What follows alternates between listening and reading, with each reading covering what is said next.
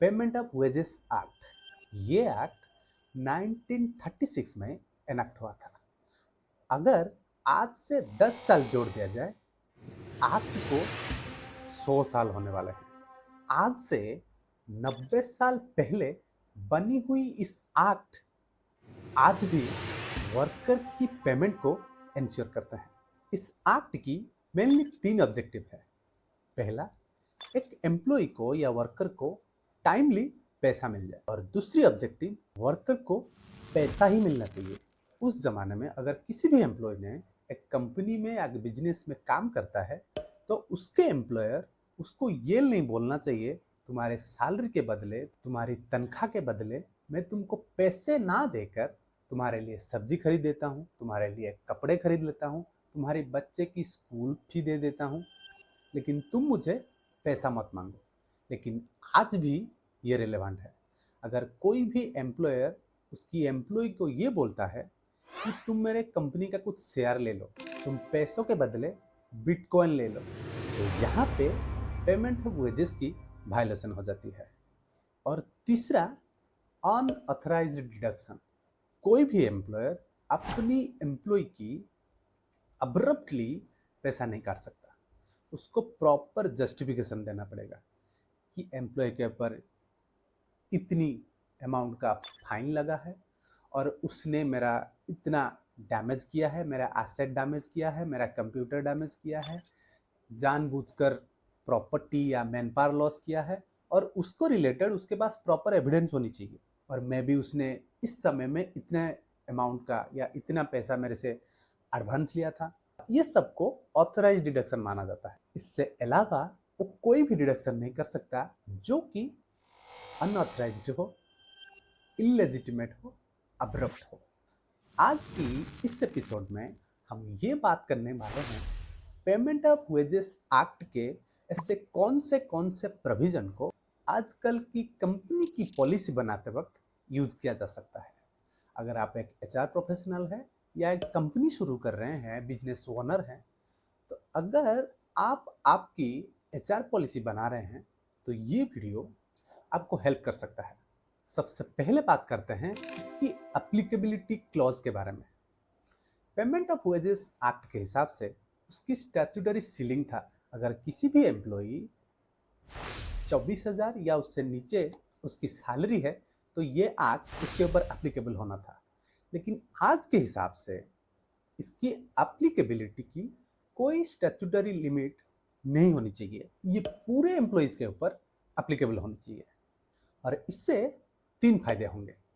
पहला, तो सबके सैलरी की एक यूनिफॉर्म स्ट्रक्चर बन जाएगी। और दूसरा, सारी एम्प्लॉय की पेमेंट की प्रोविजन सेफगार्ड हो जाएगी। और तीसरा, सबको पैसा ही मिलेगा। यानी कोई सीनियर एम्प्लॉय जिसको आप बिटकॉइन दे रहे हो, इक्विटी दे रहे हो, और एक जूनियर एम्प्लॉय को खाली सैलरी दे रहे हो। इस केस में अगर ये सारे एम्प्लॉय के ऊपर एप्लीकेबल हो जाती है, तो सबको सैलरी ही देना होगा। दूसरा पॉइंट है वेज पीरियड एंड रेस्पॉन्सिबिलिटी। यानी कितने दिन काम करने के बाद एक एम्प्लॉय को तनख्वाह मिलना चाहिए। पहले इसकी ये प्रोविजन था कि मैक्सिमम वेज पीरियड 1 मंथ का होनी चाहिए, लेकिन एक एम्प्लॉयर 15 दिन के बाद या एक हफ्ते के बाद या एक दिन के बाद भी सैलरी दे सकता था। लेकिन आज की सिनेरियो के हिसाब से कोई एक दिन का या 15 दिन का सैलरी लेना ही नहीं चाहता है। हर कंपनी में हर एम्प्लॉय 1 महीने के बाद सैलरी लेते हैं। तो अगर आप अपनी कंपनी पॉलिसी को अमेंड कर रहे हो, 1 महीने को वेज पीरियड डिक्लेयर किया जा सकता है। दूसरी है रेस्पॉन्सिबिलिटी। पहले एक कंपनी ही पूरा टाइमली पेमेंट हो रहा है कि नहीं हो रहा है वो इंश्योर करता था। लेकिन आज के सिनेरियो के हिसाब से इसको आप चेंज कर सकते हैं। मान लीजिए आप अपनी पेरोल प्रोसेसिंग किसी थर्ड पार्टी को दे रहे हो, जो कि आपका एम्प्लॉय है ही नहीं, वो एक थर्ड पार्टी है। अगर उस थर्ड पार्टी के कारण, उस सर्विस प्रोवाइडर के कारण आपकी खुद के एम्प्लॉय को टाइमली पेमेंट नहीं हो पा रहा है, तो अल्टीमेटली एम्प्लॉयर ही नॉन कंप्लायंट हो जाएगा। इसी समय आप अपने पॉलिसी में ये डिक्लेयर करते हो कि पेरोल हेड ही ऑथराइज्ड ऑफिसर है, तो सारे लाइबिलिटी उसके ऊपर शिफ्ट हो जाएगी। नेक्स्ट आते हैं type and mode of payment. पहले टाइम की ये प्रोविजन था, अगर किसी भी कंपनी में 1000 से कम लोग रहते हैं तो सब्सिक्वेंट मंथ की 7 तारीख के अंदर अंदर पेमेंट हो जानी चाहिए, और किसी भी कंपनी में अगर 1000 से ज़्यादा एम्प्लॉइज काम करते हैं तो 10 तारीख के अंदर अंदर पेमेंट हो जानी चाहिए। लेकिन आज की रिक्वायरमेंट के हिसाब से ये टाइम 7 तारीख के अंदर ही होनी चाहिए। आपके पास 1000 एम्प्लॉय हो या उससे कम हो, कोई फर्क नहीं पड़ता। दूसरी है मोड ऑफ पेमेंट। पहले ये जो मोड ऑफ पेमेंट है वो कैश में होता था या चेक में होता था, लेकिन आज की रिक्वायरमेंट के हिसाब से ये बैंक ट्रांसफर होनी चाहिए, क्योंकि सबके पास बैंक अकाउंट है, यूपीआई ऐप्स हैं, और ये काफ़ी इजी भी है और टाइम भी कंज्यूम नहीं करता, और इलेक्ट्रॉनिकली आपकी रिकॉर्ड सेफ रहते हैं। नेक्स्ट होती है डिडक्शन। इसकी नॉर्म्स या प्रोविजन लगभग सेम है।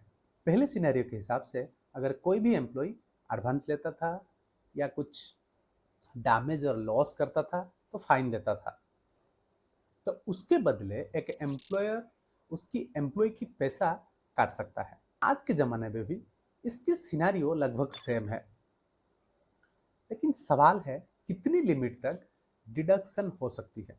इस सवाल की आंसर भी हम प्रोविजन के हिसाब से जाएंगे। मैक्सिमम 50% होनी चाहिए। अगर उसने बहुत एडवांस ले रखा है और उसके बाद भी उसकी लायबिलिटी बहुत है तो मैक्सिमम 75% कैप होनी चाहिए, उससे ज़्यादा होनी नहीं चाहिए। एज ए एम्प्लॉयर आप अपनी एम्प्लॉय की 100% पैसा नहीं काट सकते, ये ह्यूमन राइट्स के खिलाफ है। रीजन क्या है? मान लीजिए एक एम्प्लॉय ने आपसे एडवांस लिया है, आप अगले महीने उसकी पूरी सैलरी काट दोगे तो उसकी फैमिली कैसे चलेगी? वो खाना पीना कैसे करेगा? जो बेसिक रिक्वायरमेंट है, ग्रोसरी है, सब्जी है, कपड़े हैं, मेडिसिन है, तो फुलफिल ही नहीं कर पाएगा, जो कि अल्टीमेटली उसकी फंडामेंटल राइट्स को वायलेट करेगा। इसीलिए इस प्रोविजन के हिसाब से एक एम्प्लॉयर अपनी एम्प्लॉय की मैक्सिमम डिडक्शन 75% तक कर सकता है। अगला है फाइन्स एंड मिसकंडक्ट।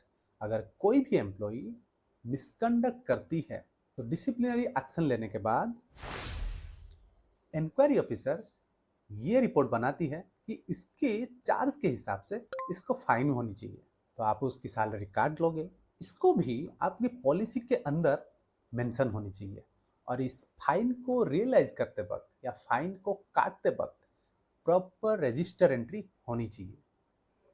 नेक्स्ट है रिकॉर्ड्स एंड इंस्पेक्शंस। अगर पेमेंट ऑफ वेजेस की कोई भी रिकॉर्ड को आप मेंटेन कर रहे हो तो उसको प्रिजर्व करने का या सेफगार्ड करने का एक टाइम लिमिट होनी चाहिए।